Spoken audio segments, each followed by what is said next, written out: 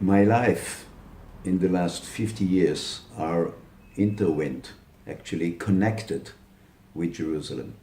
I'm a Jerusalemite. In all these 50 years, I tried to contribute to this city in whatever I could as a professor in the university, working with Teddy Kollek, the mayor of Jerusalem, in charge of all the infrastructure in Jerusalem. I was involved in the political process, bringing Jerusalem peace, and I failed. On the personal level, I'm very proud I did it. On the academic level, when I analyze as a professor the Israeli policy in Jerusalem in the last 50 years, I have to admit that we Israelis failed, our governments failed, in reaching peace in the city that is called in the Bible the city of peace. I would like to explain and explore a little bit of this policy that I wrote a book about this failure, which is called the Jerusalem syndrome. It's a kind of a sickness that even politicians have in Jerusalem when they are confronting this hard reality of this city. The first and the most important objective was to achieve international recognition of Israel's sovereignty over Jerusalem. All of the Israeli governments believed that its rule over Jerusalem would achieve legitimacy by establishing facts on the ground, just as Ben-Gurion's government did in the 1950s. Over the territories then gained in 1948. The Jerusalem law passed by the Israeli Knesset in 1980 declared this policy in a formal resolution. Nonetheless, the resolution not only failed to strengthen Jerusalem and Israelis' hold on the united city, but indeed caused harm. All 24 states that had recognized Jerusalem as Israel's capital up until this moment removed their embassies from the city. Today, not one country, not even the United States, Israel's best friend, recognizes Israel's rule, sovereignty over Jerusalem. Almost 50 years of diplomatic efforts has wiped, and it's a disappointment. The second objective of Israeli policy was territorial, based on the Zionist assumption that settlements can change reality on the ground. In 1967, Israel expanded the city from 37 to 130 square kilometers with the intention of settling 1 million Jews in this area and reached a 90% majority of Jews. This was the idea. We didn't reach 90%. On the contrary, we established this East Jerusalem with 300,000 Israelis, but the majority in East Jerusalem is still Palestinian. We created all its development towns since 1948. Nonetheless, less than 300,000 Jews live today in what is called East Jerusalem, compared with 400,000 Palestinians. Two important decisions made by its governments led to Israel's failure to actually achieve a large Jewish majority in the city. One was the ill-advised annexation of large chunks of West Bank land in 1967, including 28 villages that we annexed to Jerusalem. The second was the national attempt to extend settlements in the West Bank. The construction of Ma'ale Edomim, Beitar, Eilit, Pisgat Ze'ev, Efrat, settlements in the West Bank led in the 80s and 90s to the immigration of around 200 Jews from Jerusalem to the West Bank. In a retrospect, this was, of course, a failure. Decisions to build new settlements around Jerusalem in the territories were strategically a catastrophic for Jerusalem itself. In another 15 years from now, Jerusalem will lose its Jewish majority.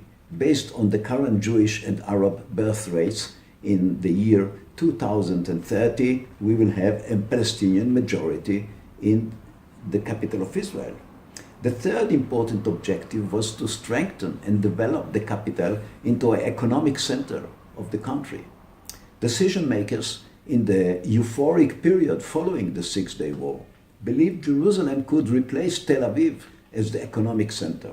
They believed that within a decade or two, Tel Aviv will become a suburb of Greater Jerusalem. Today, Jerusalem is the poorest city in Israel. A fourth objective set by Israeli governments was the Israelization of the Palestinians in Jerusalem. Decision makers believed that the Palestinians in Jerusalem would undergo the same process that Israeli Arabs, Palestinians, underwent in Israel since 1948. At that time, the Israeli government declared the Arab minority left in Israel after the independence war as Israelis and granted them citizenship. These Palestinians were integrated into Israeli society and are represented in the Israeli parliament. Policymakers hoped to apply this same model to the Palestinians in Jerusalem. They offered them citizenship and gave them residential status, but surprisingly, they refused by choice. So some 300,000 Palestinians in Jerusalem are not Israeli citizens. They view themselves as Palestinians and part of the future Palestinian state. The fifth objective was to separate the issue of the holy places from the Israeli-Palestinian struggle.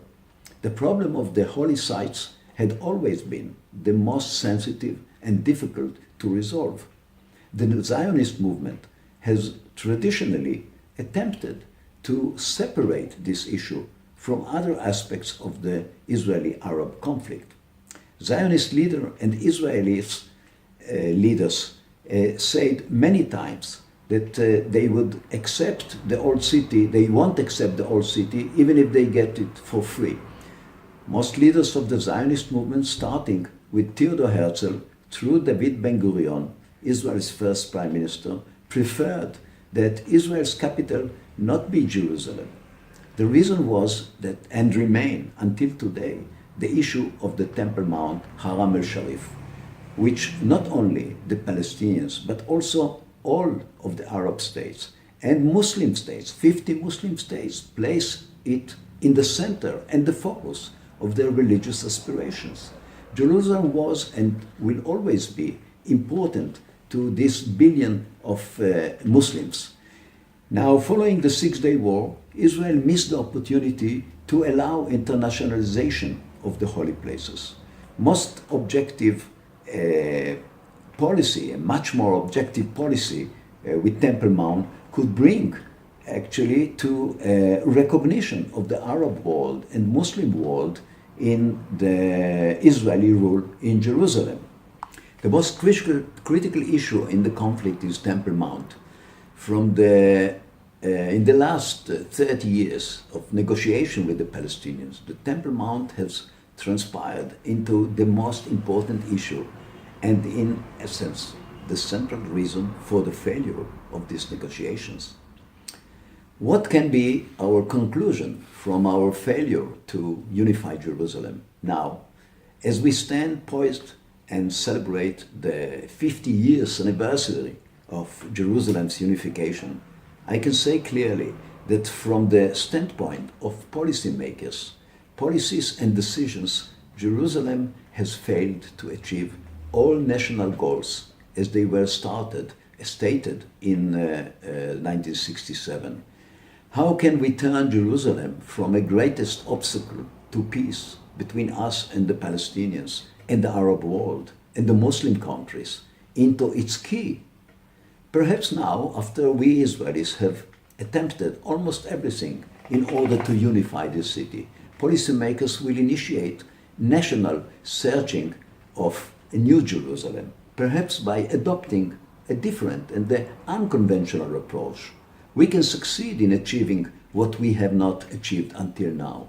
Instead of trying to change the nature of Jerusalem and establish more and more facts on the ground through expansion, we should simply free ourselves from this mindset that for the last 50 years has prevented us from winning or liberating or uniting Jerusalem. Perhaps we should accept Jerusalem as it is, a multicultural, multinational home for three religions, a concept that has frightened so many Israelis in the past. Maybe this is the city that we have to wish for. This is the city that will be, in the end of the days, the city of peace.